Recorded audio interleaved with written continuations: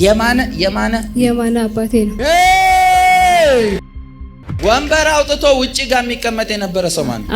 አባትሽን እያየው ስለሆነ ያንቺን ነገር ለማስተካከል መንፈስ ቅዱስ በፈረንጅ 1996 ላይ ነው ወሰደ። ከ30 ዓመት በፊት ወደ ኋላ ነው የሄድኩት። እናንተ ጋር የሆነ ማፍረስ ያለብኝ የጨለማ ኪዳን አለ። ቤተሰባችሁን ተንከራታች የሚያደርግ በሜሬጅ እንዳይከናወንላቸው የሚያደርግ በብዙ በጤና በፋይናንስ እንቅፋት የሚልክ መንፈስ ያለው።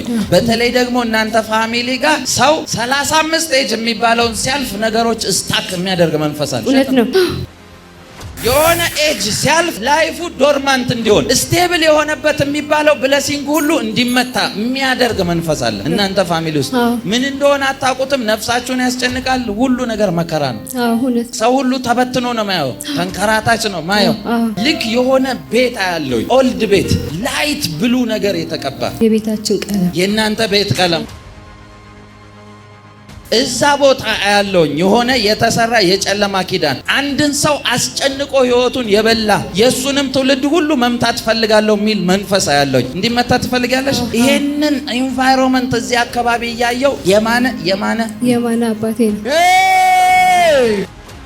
ያንቺን ነገር ለማስተካከል እግዚአብሔር እዛ ቦታ ላይ የእናንተ የነገርኳችሁ ቀለም የተቀባበት ቤት እዛ ቦታ ነው ያለሁት። የእንጨት መቀመጫ ያለውኝ ቤት ውስጥ ገብቼ የእንጨት መደገፊያ ያለው መቀመጫ ያለው ወንበር አውጥቶ ውጪ ጋር የሚቀመጥ የነበረ ሰው ማን? አባትሽን እያየው ስለሆነ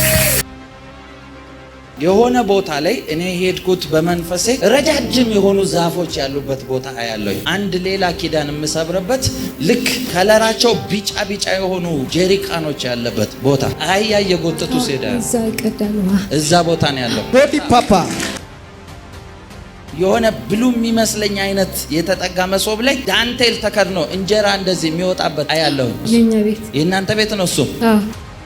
ይኸውልሽ በመንፈስ የማይሆን ነገር ልንገርሽ። ቆሻሻ ያለበት የሚመስለኝ ድልድይ ነው፣ ደረቅ ነው። እሱን እያለፍኩ ነው የሚሄደው ስጸልይልሽ። ተሻግራችሁ ነው የምትሄዱት። ኤቭሪ ኮቨናንት ከእያንዳንዱ አቅጣጫ ፋሚሊያችሁ ውስጥ የተዘራውን ኮቨናንት ሁሉ ነቀልኩት በኢየሱስ። አሜን። ነቀልኩት በኢየሱስ። አሜን። ነቀልኩት በኢየሱስ። አሜን።